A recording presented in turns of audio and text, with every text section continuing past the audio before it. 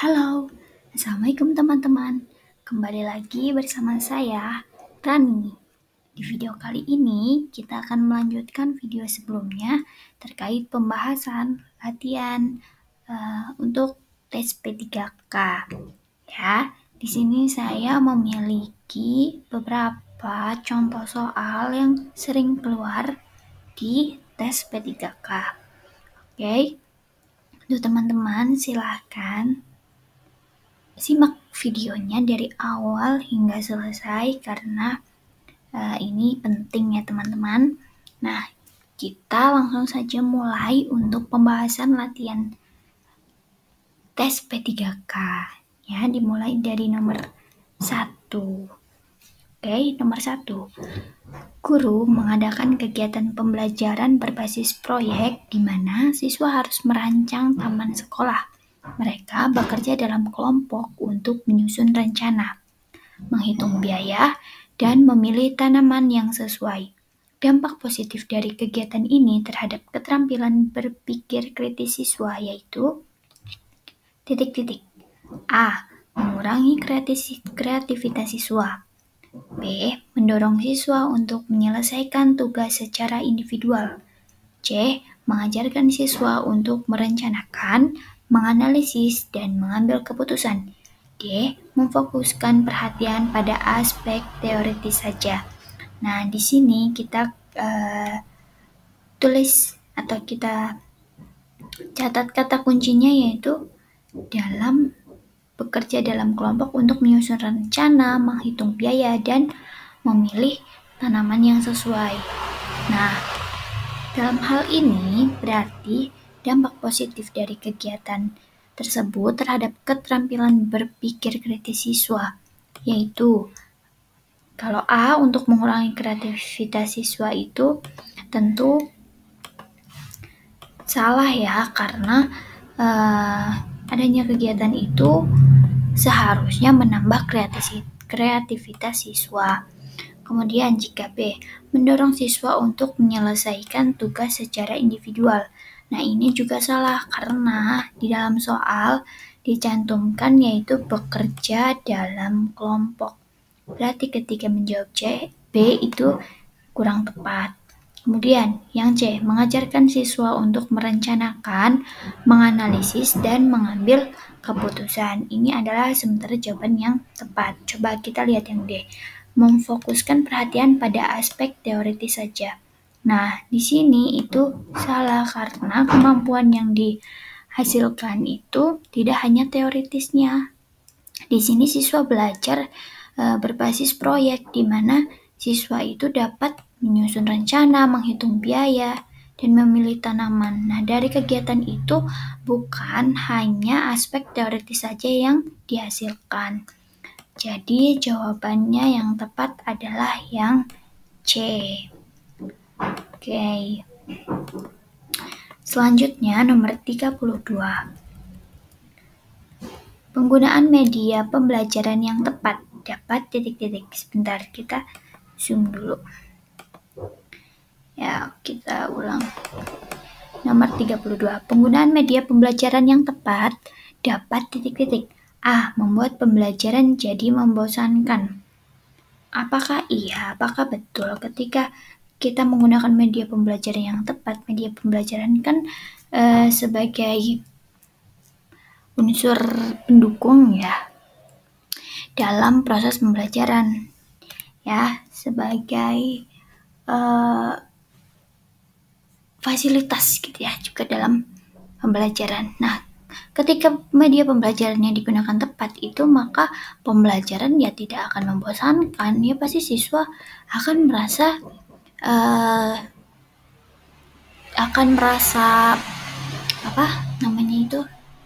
mengikuti pembelajaran itu dengan baik gitu. Pasti pembelajaran yang diajarkan oleh guru akan lebih masuk ke dalam pemahaman siswa gitu ketika media pembelajarannya itu digunakan yang tepat, yang sesuai dengan materi yang sedang diajarkan. Terus yang B, mengurangi keterlibatan siswa. Nah, ini juga salah karena media pembelajaran itu kan hanya sebagai pendukung dalam pembelajaran saja. Ya, jadi tidak akan mengurangi keterlibatan siswa, tapi siswa akan semakin aktif ketika ada media pembelajaran, ya, karena nanti guru akan menghubungkan gitu permasalahan yang ada di dalam keseharian siswa dihubungkan dengan media pembelajaran yang sudah dibuat oleh guru. Nah, dari itu nanti siswa akan lebih aktif untuk bertanya, terus untuk mencoba. Itu jadi yang jawaban yang B itu untuk mengurangi keterlibatan siswa itu kurang tepat. Kita lihat yang C, meningkatkan motivasi dan minat belajar siswa. Nah, ini adalah jawaban yang tepat ya. Karena yang D tadi membuat siswa menjadi pasif itu kan salah. Tadi sudah saya jelaskan bahwa siswa akan semakin aktif. Siswa akan semakin mengekspresikan dirinya ketika ada media pembelajaran yang sesuai. Berarti jawabannya itu yang C, meningkatkan motivasi dan minat belajar siswa. Kemudian selanjutnya nomor 33. Seorang siswa selalu kesulitan menyelesaikan tugas tepat waktu meskipun memiliki kemampuan akademik yang baik. Guru telah memberikan berbagai motivasi, namun masalah ini terus berulang. Tindakan paling tepat yang dapat dilakukan guru adalah titik-titik. A. Memberikan sanksi yang lebih berat agar siswa takut tidak menyelesaikan tugas. Nah, ini itu kurang tepatnya di sini. Berikan sanksi yang lebih berat. Nah, di sini nanti siswa akan merasa bahwa guru itu ancamannya adalah tugas. Ancamannya adalah sanksi yang harus dilakukan siswa dan itu bobotnya itu berat. Nah, itu akan tidak tepat ya, tidak tepat, tindakan yang kurang tepat apabila guru melakukan hal tersebut. Kemudian yang B, menurunkan standar penilaian untuk siswa tersebut. Nah, ini juga kurang tepat karena standar penilaian itu kan sudah disusun untuk seluruh siswa. Maka untuk standar penilaian semua siswa itu sama. Jadi untuk menurunkan standar penilaian itu bukan tindakan yang tepat karena ketika ada siswa yang selalu kesulitan dalam menyelesaikan tugas, bukan berarti guru harus menurunkan standar penilaian untuk siswa tersebut. Ya. Oke, kita lihat yang C. Mencari tahu akar penyebab masalah, seperti masalah pribadi atau kesulitan dalam manajemen waktu, dan memberikan bantuan yang sesuai. Nah, ini adalah jawaban yang tepat. Karena ketika guru itu dihadapi dengan siswa yang kesulitan ataupun siswa yang memiliki masalah dalam menyelesaikan tugas, nah harusnya seorang guru itu harus mencari tahu apakah penyebab akar masalah dari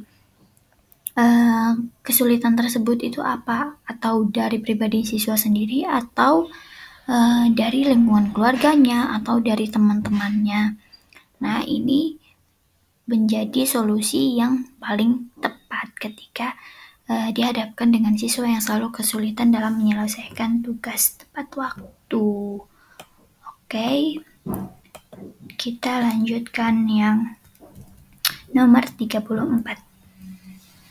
Anda memiliki siswa yang sangat kreatif dan imajinatif, tetapi seringkali kesulitan mengikuti struktur pembelajaran yang formal. Bagaimana Anda dapat mengakomodasi gaya belajar siswa tersebut sambil tetap memastikan ia mencapai tujuan pembelajaran?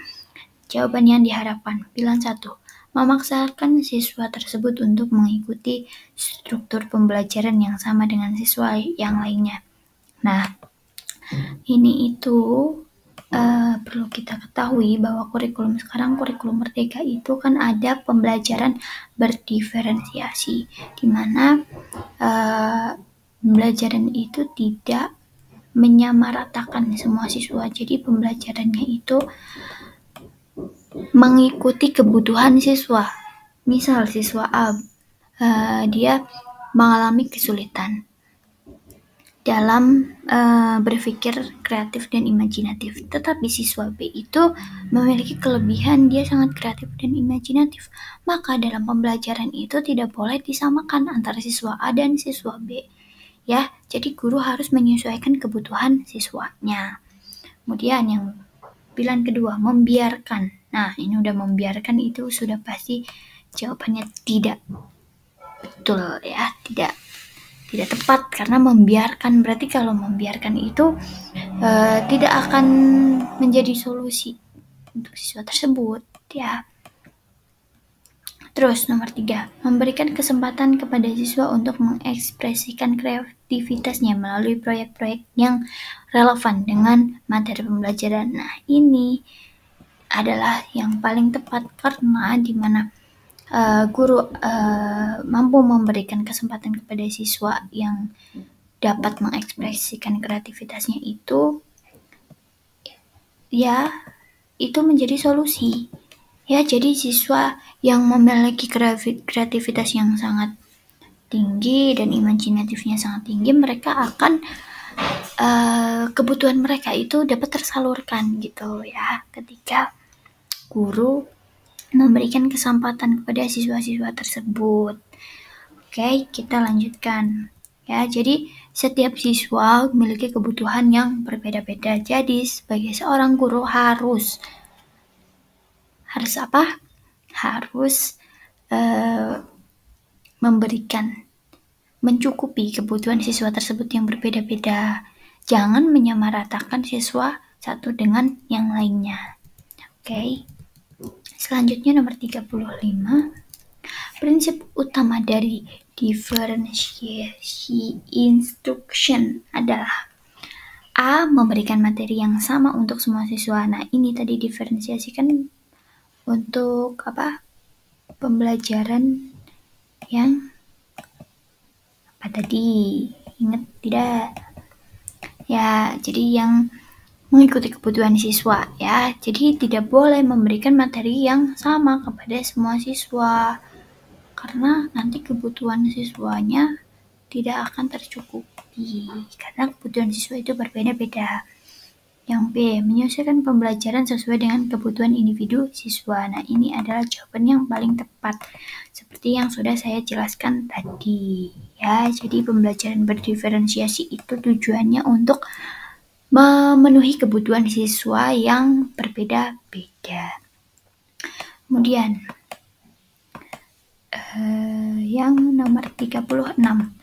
Selama jam istirahat, siswa-siswa berkumpul di lapangan untuk bermain permainan tradisional. Beberapa siswa terlihat berinteraksi dan saling membantu dalam permainan. Manfaat dari interaksi sosial seperti ini bagi perkembangan karakter siswa adalah titik-titik. A. Menyebabkan siswa bersikap individualis. Ini tentu salah. Ya, karena interaksi sosial itu tidak selaras dengan sikap siswa yang individualis karena interaksi sosial kan pasti membutuhkan beberapa peserta didik, jadi tidak mungkin siswa tersebut itu bersikap individualis ya. Kemudian yang B, mendorong kerjasama, kepemimpinan, dan keterampilan sosial.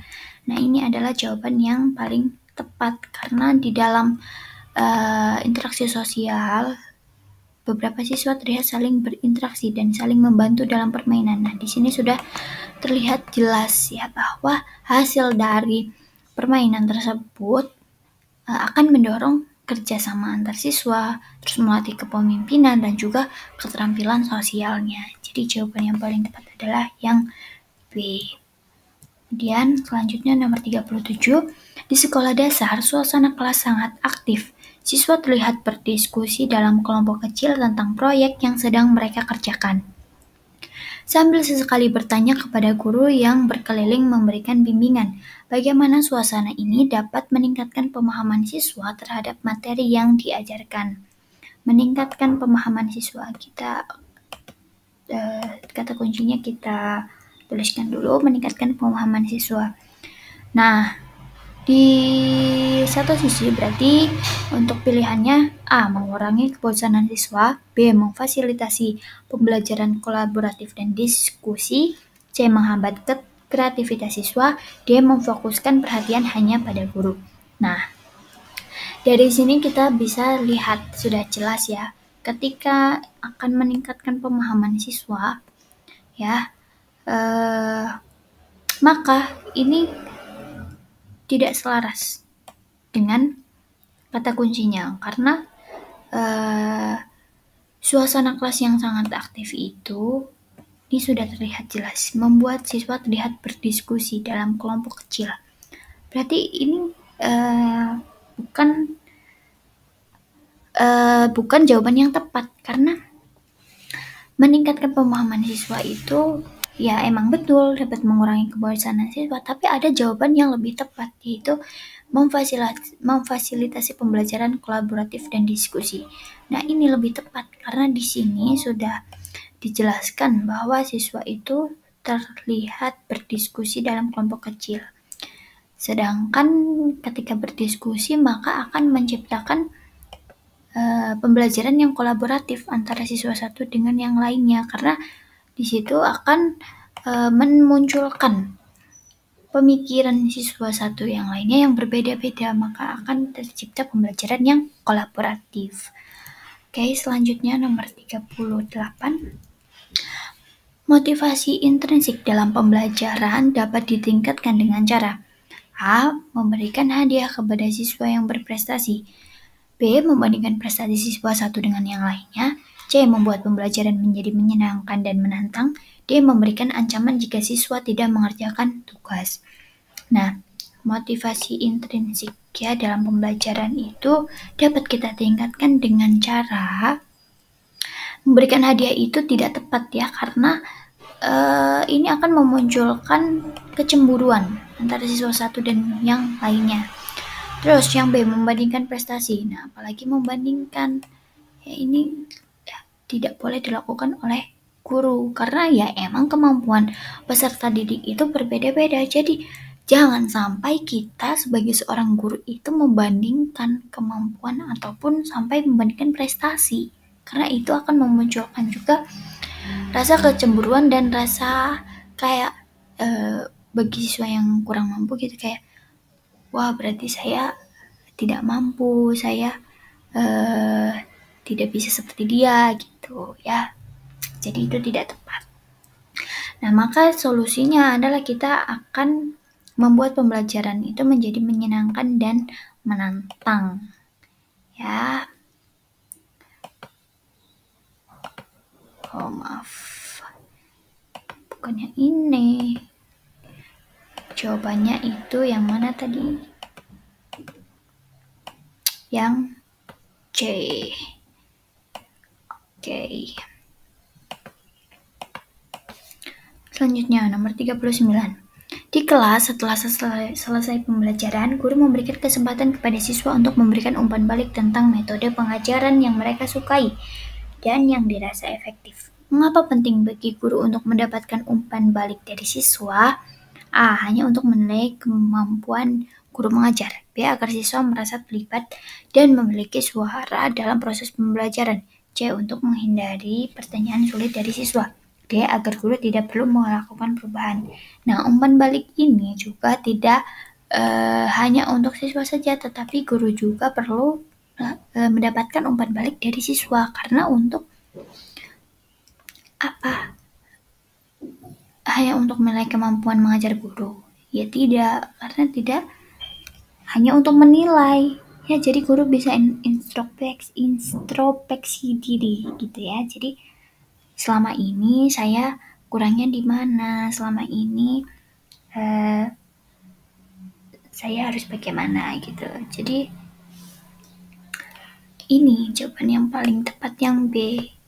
Jadi siswa itu akan merasa terlibat dan memiliki suara dalam proses pembelajaran. Jadi suara-suara siswa yang memberikan dorongan atau yang suara umpan balik untuk guru itu diharapkan dapat menjadi pembelajaran, menjadi suatu untuk melakukan perubahan gitu. Jadi si guru itu ketika sudah mendapatkan umpat balik dari siswa, diharapkan guru tersebut bisa menerapkan pembelajaran yang lebih baik sesuai dengan aspirasi siswa-siswa. Oke, selanjutnya nomor terakhir. Pembelajaran kooperatif bertujuan untuk A. Meningkatkan kompetisi antar siswa. B. Membangun kerjasama dan kolaborasi antar siswa. C. Membuat siswa bekerja secara individual. D. Mengurangi interaksi sosial antar siswa. Pembelajaran kooperatif. Jadi tujuannya itu untuk kooperatif. Membuat siswa bekerja secara individual, ya. Oke. Jadi seperti itu, teman-teman, untuk soal-soal yang kita bahas di sini di video kali ini. Silakan untuk ditonton ya videonya dari awal sampai selesai. Kita di sini belajar bersama supaya dimudahkan nanti saat tes P3K. Oke, mungkin untuk video kali ini dicukupkan. Terima kasih untuk teman-teman yang sudah menonton dari awal sampai selesai tanpa men-skip videonya. Dan nantikan video saya selanjutnya terkait pembahasan soal yang lainnya, baik tentang P3K ataupun tentang matematika OSN, ya. Jadi ditunggu saja video-video saya selanjutnya. Sampai jumpa di video selanjutnya. Nanti kita akan belajar bersama lagi. Bye-bye. Terima kasih banyak.